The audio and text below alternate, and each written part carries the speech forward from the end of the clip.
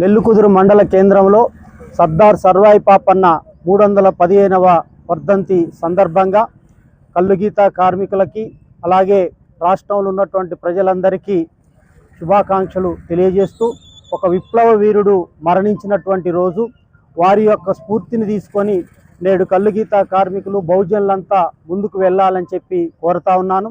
రాష్ట్రంలో సామాజిక న్యాయం సమగ్రాభివృద్ధికై మనందరం కూడా పోరాటం చేయాల్సినటువంటి అవసరం ఉంది. 300 సంవత్సరాల క్రితమే ఒక కల్లుగీత కార్మిక కుటుంబంలో పుట్టినటువంటి సర్దార్ సర్వాయి పాపన్న బహుజనులందరినీ కలుపుకొని నాడు మొఘలులకు వ్యతిరేకంగా పోరాటం చేసి ఒక గొప్ప సామ్రాజ్యాన్ని నిర్మించి మంచి పాలన అందించినటువంటి వాడు. వారి యొక్క స్ఫూర్తితో రాజ్యాంగంలో ఏదైతే చెప్పారో ఆర్థిక సమానత్వం, రాజకీయ సమానత్వం, సామాజిక సమానత్వం అనేటువంటిది ఆ స్ఫూర్తితో నేడు మనందరం కూడా పోరాటం చేయాల్సినటువంటి అవసరం ఉంది. ధనవంతులు మరింత ధనవంతులుగా మారుతున్నటువంటి పరిస్థితి ఉంది.